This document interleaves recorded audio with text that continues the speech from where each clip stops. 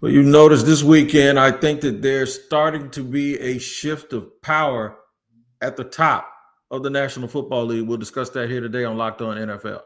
The barbershop is open and Tony Wiggins has a chair for you. He's ready with some real NFL talk. The local experts of Locked On bring their expertise, and Wiggy is ready with his clippers and shears. Sit down and enjoy. The new Locked On NFL starts now. Locked On Podcast Network. Your team every day. Oh, I hear nothing but facts because it is your team every day here on Locked On NFL. We thank you for making us your first listen. I am Tony Wiggins, the host of the Locked On NFL podcast, here each and every day, where we make sure that you have your finger on the pulse of every single story from around the National Football League with the use of local hosts and also recurring guests like my man Kevin Ostricher right here on Locked On NFL with me today. I'm glad that you were able to join us here on Locked On NFL for another great show. If you're an everydayer, we appreciate you joining us. And if you're not an everydayer, we'll give you a reason to come back because you can find our podcast wherever you get your podcast, whether you watch or listen. We want to thank you for listening to Locked On NFL, and a reminder that you can follow our show and hear new episodes ad-free daily on Amazon Music. So go check that out. All right, let me tell you where we're going and where we're going to begin. We're going to end up talking about Jayden Daniels is back to lift the Commanders, and the Lions also win. So the two teams that started our shift of power like last year, we'll hit them. But we're going to hit some new teams like Mayday arriving in New England right smack in the middle of the show. But at the very top, it's beginning to change, man. The leadership is beginning to change. Full circle last night, Kevin, Kansas City Chiefs. They usually pull games like that out. But my Jacksonville Jaguars, and I was live and in the building, found a way to win a gritty game. Man, well, we're getting a lot of good primetime games to start the NFL season this year, which is really fun. And, you know, did I need Travis Etienne to score a touchdown for me to win my fantasy matchup? Oh, man. Yeah, he's hand that ball to that man and get him in the end zone. But you know what? Trevor Lawrence found a way somehow anyway after, I think it was McCary, wasn't it? Stepped on his It was McCary, yeah. They stepped on him, yeah. Man, I'll tell you what. You're seeing a lot, and this is honestly the way the NFL should be. And, you know, in the AFC in particular, and Wig, you know this being the guy that covers an AFC team as well, you know, all us AFC guys had to go right from the Brady Belichick dynasty of New England all the way now. Just that ends. Nope. All of a sudden, you don't get any parity. It's Kansas City taking over. Yep. The NFL is better when there's parity. The NFL is better when you got all these contending teams vying, and it's not just one favorite and everyone's like, oh, okay, they're just going to win every year. This is the way it should be, and I love it.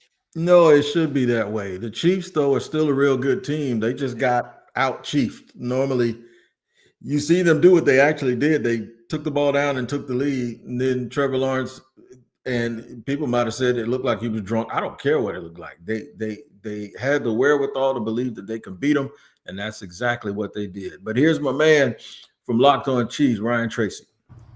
Tough loss for the Kansas City Chiefs tonight, going down to the Jacksonville Jaguars in a game that was ruled by big plays. It was not what the Chiefs had wanted. We're going to break it all down for you all over the Locked On Podcast Network, starting with Locked On Chiefs, but everywhere. This is what it comes down to. 12 penalties for the Kansas City Chiefs. This was all about the Chiefs tonight. The pick six turned this game around. Kudos to the performance the Jaguars were able to put forth.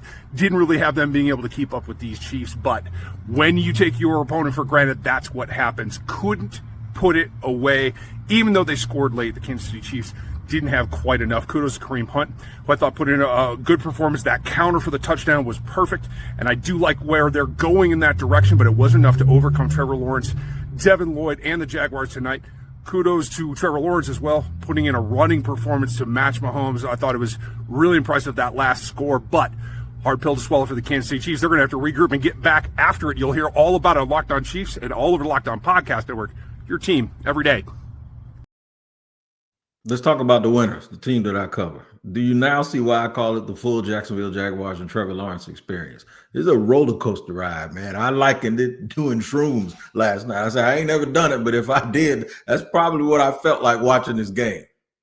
Man, I think you just got to let out a sigh of relief with a Duval. Yeah, you gotta just gotta let it out. You know, it's intense. It's crazy. Doesn't always look good, but they're getting the job done. And look, I mean, everybody kind of anticipated, oh, the AFC South, that's just Houston, and that's it. And no one's going to do anything. Man, you got the Colts and the Jaguars looking like a potential AFC championship matchup right now between those two teams. So, I mean, it's really fun and exciting. And for a Jacksonville team that clearly has bought into what Liam Cohen is selling and everybody on that staff. And you look at it, because Jacksonville, I mean, you know it. I don't have to tell you twice, Wig. They were in a bit of a crossroads with Trevor Lawrence and what who is he going to be as a quarterback? And is he the right guy for Jacksonville? And do they have enough players around him? Is Travis Etienne the player that they need him to be? And,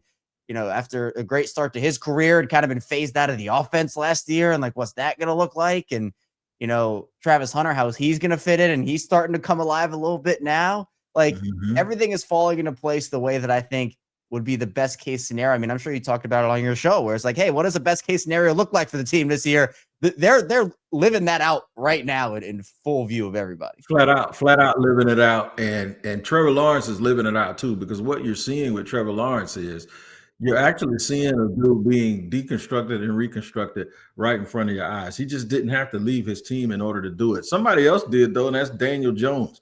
You're seeing him reconstructed too, a la Baker Mayfield and Sam Darnold. But he did it on a new team, and they're winning automatic. They're winning right away, and now it's making the Colts Jaguars games this year look like a lot more fun. Here's the Locked On Colts. Dominating Indianapolis Colts win today, 40-6 over the visiting Las Vegas Raiders. Your Colts are 4-1. They're first in the AFC South. They've now got 3 wins in dominating fashion. They've got another against the Broncos, who just so happened to topple the Eagles. So this resume is starting to get some style points to it. This was a total, complete team win for the Colts. Not a lot of gripes to go around. Offensively, they scored on 6 consecutive drives there in the throughout the middle of the game. Defensively, 4 sacks, 3 turnovers. They basically forced Geno Smith into a lot of mistakes that we said they needed to do. You got Latu getting his 2nd interception of the season. You got Tyquan Lewis extending his team lead with 3 sacks. You got a blocked punt that led to another Colts touchdown. Tyler Warren gets his first career receiving touchdown, throws a pass. It was incomplete. But Jonathan Taylor gets another hat trick, 3 touchdowns today. The early season chats of Offensive Player of the Year have begun. You're kind of starting to see more appreciation there nationally. We're going to have a lot more on this matchup and the next one against the Cardinals. They offer some unique challenges on defense. We're going to have way more on this one and that one coming up throughout the week. That's Locked On Colts on YouTube and wherever you listen to podcasts.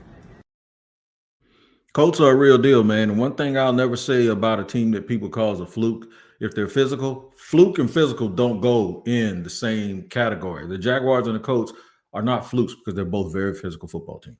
Yeah, and look, I mean, there are, again, a lot of questions about Daniel Jones, and that whole quarterback competition and everything. I mean, man, at this point, I love how many stories we're seeing like this around the NFL. Someone who leaves a team, clearly not working. They're done with the quarterback. The quarterback's probably done with them. I mean, Baker Mayfield obviously is one of those stories. Sam Darnold is another one of those stories. You're seeing that more now across the NFL. And part of it is just not giving up on your guys. And Daniel Jones got the extension from the Giants, and it wasn't like they got rid of him after his 1st or 2nd year in the NFL.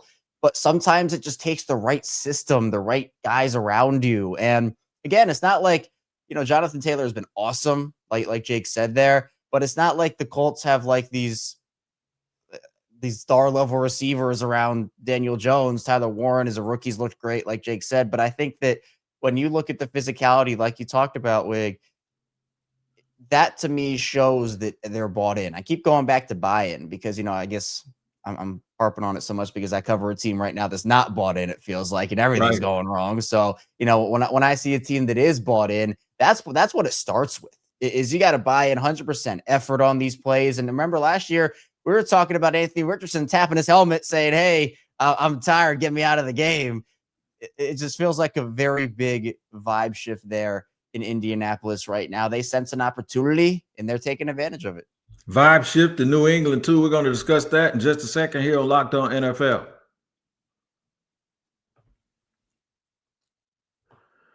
All right, man. Today's show is brought to you and sponsored by our friends over at Prize Picks. Every day we make decisions, but on Prize Picks, being right can actually get you paid. Don't miss the excitement of this football season with Prize Picks, where it's good to be right. Playing Prize Picks is such a fun, simple way to add more excitement to football. You just pick more or less on player projection, like Josh Allen's passing yards or Saquon's rushing for a touchdowns, or now even Devin Lloyd getting interceptions. That's right. You can do all of that, and you're in the game. Download the Prize Picks app today and use the code Locked On NFL to get $50 in lineups after you play your first $5 lineup. That's code Locked On NFL for $50 in lineups after you play your first $5 lineup. Prize Picks. It's good to be right.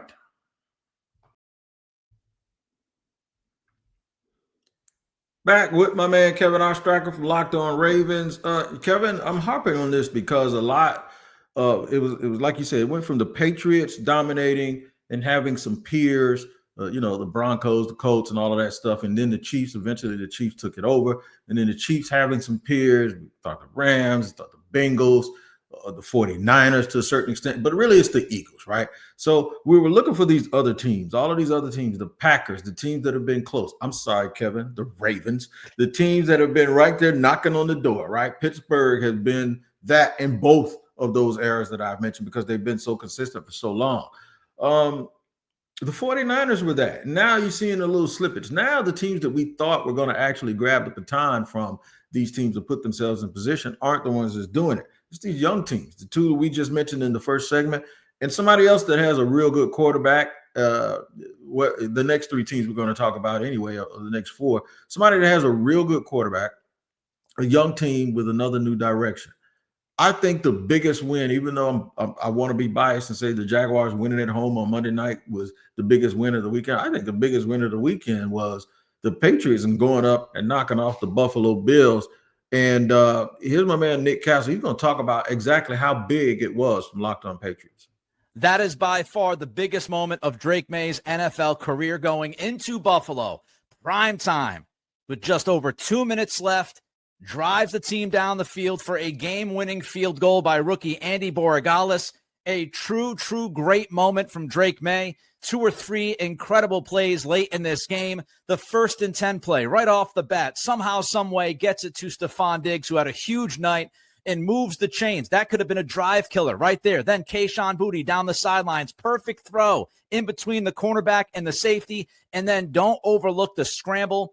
He keeps the clock running. He gets the football to his kicker for the game-winning kick with just seconds left on the clock. A huge win for Mike Vrabel, a huge win for Drake May, a huge win for the New England Patriots. We're going to react about this game right at Locked On Patriots. You don't want to miss it. What a win by the Pats. Thanks to Nick Cattles up with Locked On Patriots. Look, man, that's a huge win on the road against a team that everyone had at number one in the league and thought they were going to run away with everything. And this young team says, not so fast. Yeah. You can tell, Drake May is for real. He absolutely is. And in the big time moment, like Nick talked about there, he delivered when it mattered. You saw some of those on-time throws when he was rolling out of the pocket. And, obviously Stephon Diggs is having a great time out there, sticking it to his old team. And I just think that this New England team, with how much money they spent in the offseason, they clearly were trying to get this roster, not necessarily to like a Super Bowl level, but just improve it to a way where you can take that next step. And that, to me, it's the make of a good building process where you're not trying to go from top 5 pick to Super Bowl champion in one season, right? For a lot of teams, yeah, that's the dream. But it takes multiple years, especially with a young quarterback, to build up a roster, especially with how much the Patriots needed this offseason in general. I thought they attacked it really well. And now we're kind of seeing that where, are the Patriots the best team in the NFL? No, they're not the best team in the NFL. But we're seeing signs where if they can continue building and growing these guys together, keep getting the right veteran pieces in around Drake May. You have Will Campbell, Travion Henderson looks like he's going to be great in the next couple of years. You get maybe a receiver or 2 more in there, and you're looking at a really, really good Patriots team in these next couple of years that, I'm not going to say you're going to overtake the Bills in that division every single year, but at least make it a lot more competitive than it has been, because it's just been the Bills and nobody else for the last handful of years. I think the Patriots are that sneaky team that could really surprise some people over the next handful of seasons. Got a lot of good skill players, good corners. They got young, promising edge rushers. The thing that they're investing in right now is their trenches. And I believe it's going to get better. There's another team that I have in this category, and some people may disagree with this, but J.J. McCarthy's out. You got another reclamation project at quarterback in Carson Wentz. The question that I have is, can we watch a public reconstruction of Carson Wentz the same way we're seeing with Trevor Lawrence and Daniel Jones, not to mention Sam Darnold, who was with the Vikings last year? Could this be something where, while the young kid is injured, they realize they have something? Because why? The reason I'm mentioning them, because they do a lot of things right. They have built their trenches. They have built their entire defense. They have very, very good coaches. And they won a game in London the other day that they looked like they shouldn't have won against Cleveland. Check this out. Well, a win's a win, no matter how stupid. What's up, everybody? I'm Luke Braun from Locked On Vikings, and the Vikings did not bring their best to London, but they end up with this trip 1-1. Skull, thank you, buddy. The Vikings got outplayed for most of this game. Let's be honest about it. The run defense was absolutely terrible, despite somehow giving Jonathan Allen and Javon Hargrave like the most rest ever. The backups get destroyed for like a big long drive. It looked really nasty. The O-line is down to one starter. They run out of snaps on Christian Darrisaw for some reason. He hits his snap count. You got Walter Rouse in there for the last drive of the game. But somehow, some way, backup quarterback, backup running back, backup O-line, they find a way to move the ball on a fearsome Browns defense and get that final touchdown, get the win. They're going to go into their much-needed bye with a lot of injury watch going on, and we'll keep up with it with you on Locked On Vikings. The Browns have played tough. They beat the Packers. The Browns aren't on a pushover. And for Minnesota to win that game over in London, it shows you that they have the potential to do exactly what I said. I mean, yeah, their skill position players are incredible. It's literally just about the quarterback spot. And, you know, I mean, hey, they did it last year with Sam Darnold. I mean, it's not impossible. Kevin O'Connell and company. So, you know, again, it was very ugly. Like Luke is 100%. No, it's 1,000% ugly. Yeah. You know what? It doesn't matter, because why? You're 1-0 in a win column. And while I don't expect them, if they do that exact same thing again next week, and the week after that, and the week after that, they're probably not going to win a lot of games doing that. But, you know, you're 1-0 in that week. I think for the Vikings, and they were the team to me, and we talked about this in the offseason, that I thought had the best offseason, considering how they invested in their trenches, both offensively and defensively. We were just wondering, okay, is J.J. McCarthy going to take that leap? Obviously, J.J. hasn't been out there. It's been Carson Wentz, and, you know, he is a high-level backup, or at least one of the higher-level backups in the league you can get. And, you know, he has all the position players around him to make an impact, and he's set up for success. It's not like he's going out there and playing with nobody. So, yeah, I mean, in an NFC North division that has two really incredible teams in the Packers and the Lions right now, the Vikings seem to be that team that's always kind of overlooked at certain points. And I think they can make some noise again. But I think for Carson Wentz, it'll be interesting to see the quarterback conversation that comes out of Minnesota here over the next couple of weeks to see how that ends up unfolding. It's like a race to relevance, because all of the teams that we're mentioning, Minnesota's a little different, like you said, because they had some success last year during the regular season. It still comes down, especially in the NFC, to Washington and Detroit. They started this mess. Can they topple all of those teams at the top before these upstart teams that we've mentioned earlier leapfrogs them? Washington did a good job the other day with Jayden Daniels coming back. We'll discuss that in the third and final segment here of Locked On NFL.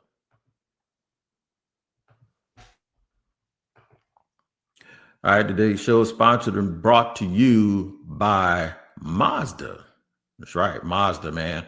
There's a lot going on right now, man, with these cars, man. But one thing that you can believe in is that Mazda crafts cars for those who do more than simply move. It's the consistency for me. They deliver confidence with every ride, with more IIHS Safety Pick Plus awards than anyone else as of August 2025. From footwork to breath work, athletes sweat all the details, and Mazda brings the same intention to how we craft every model. You can feel Japanese craftsmanship in every detail, from metallic accents to available Napa leather upholstery. You can make everyday drives feel like anything but routine drives, from smooth handling to intuitive controls. Like our players, we sweat every detail, because when you make every move count, impossible becomes irrelevant. I know what's going on with Mazda, man, and I'm telling you something. You need to get with Mazda and move and be moved.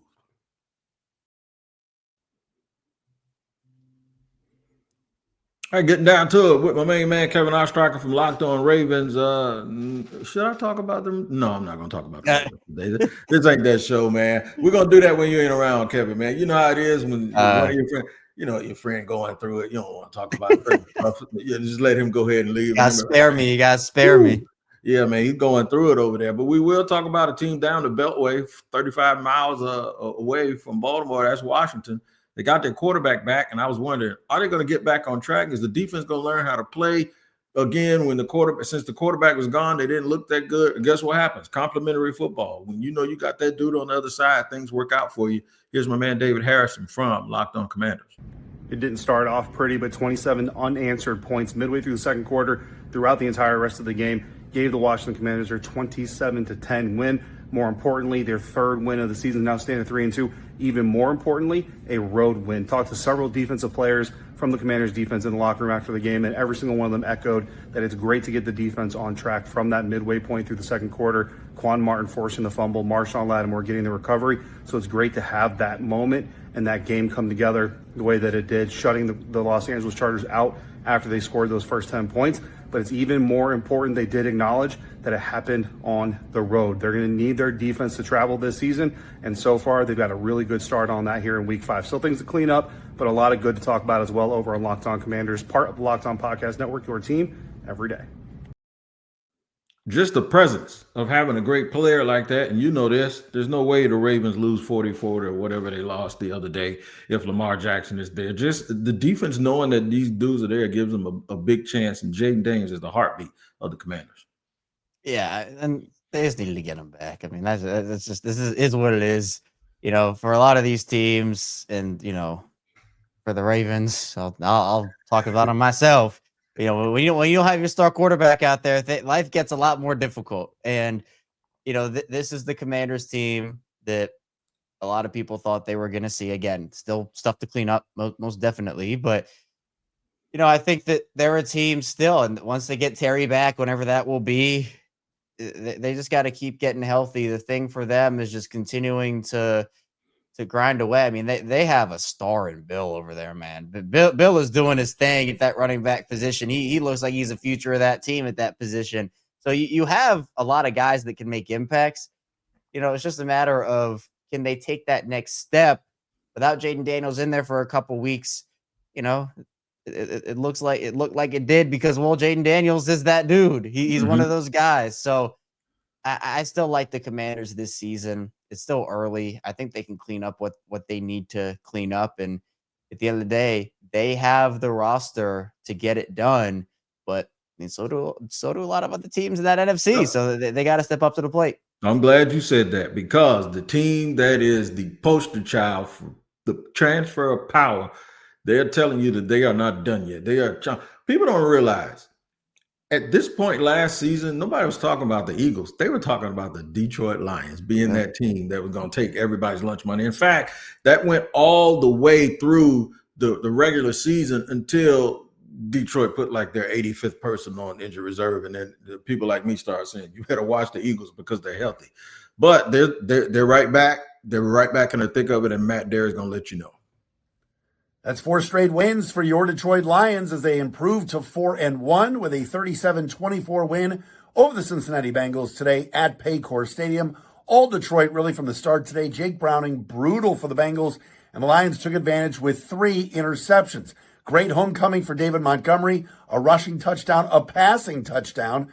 Lions were just better today, a little bit sloppy in the second half, lost some defensive backs, which hurt them, and a concern at left tackle. Giovanni Manu, not a good game filling in for Taylor Decker. But regardless, Lions just so solid on special teams, offense, defense, a better football team today than Cincinnati, and they win. 34 points or more now in the last 4 games.